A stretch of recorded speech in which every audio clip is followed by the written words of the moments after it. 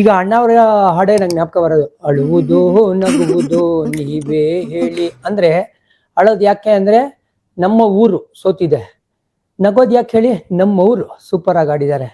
ಏನಿದು RCB ಕತೆ, ಮನೇಲಿ ಇಲಿ ಬೀದಿಲಿ ಹುಲಿ ಆಗೋಗ್ಬಿಟ್ಟಿದಾರಲ್ಲ ಅಂತ ಎಲ್ರಿಗೂ ಯೋಚನೆ ಆಗೋಗಿದೆ. ಅಂದ್ರೆ ನಾವು ಬೇರೆ ಕಡೆ ಹೋಗಿ ಸೂಪರ್ ಆಗಿ ಪಾರ್ಟಿ ಮಾಡ್ತಾ ಇದೀವಿ, ಬಟ್ ನಮ್ಮ ಮನೇಲಿ ನಡೆಯುವಂತ ಪಾರ್ಟಿಗೆ ನಮಗೆ ಇಲ್ಲ ಇನ್ವಿಟೇಷನ್. ಅಂದ್ರೆ ತನ್ನ ಮನೆಯಲ್ಲೇ ತಾನೇ ಪರಕೀಯ ಅಂತಾರಲ್ಲ, ಆ ತರ ಆಗೋಗ್ಬಿಟ್ಟಿದೆ.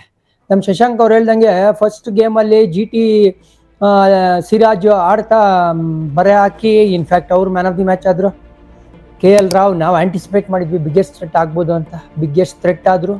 ಥ್ರೆಟ್ ಆಗೋದಲ್ದೆ ಲಾಸ್ಟ್ ರನ್ ಹೊಡೆದು ಮ್ಯಾಚ್ ನ ಗೆಲ್ಸಿ ಮ್ಯಾನ್ ಆಫ್ ದಿ ಮ್ಯಾಚ್. ಆಮೇಲೆ ಒಂದು ಸ್ಟೇಟ್ಮೆಂಟ್ ಬೇರೆ ಮಾಡ್ತಾರೆ, ಅಣ್ಣ ಇದು ನನ್ನ ಭೂಮಿ, ಇದು ನನ್ನ ಗ್ರೌಂಡ್, ನನಗೆ ಗೊತ್ತು ಇಲ್ಲಿ ಹೆಂಗ್ ಆಡೋದು ಅಂತ. ಆಮೇಲೆ ಇದು ಮೊದಲನೇ ಬಾರಿ ಮಾಡ್ತಾ ಇಲ್ಲಪ್ಪ KL ರಾಹುಲ್ ಅವರು RCB ವಿರುದ್ಧ.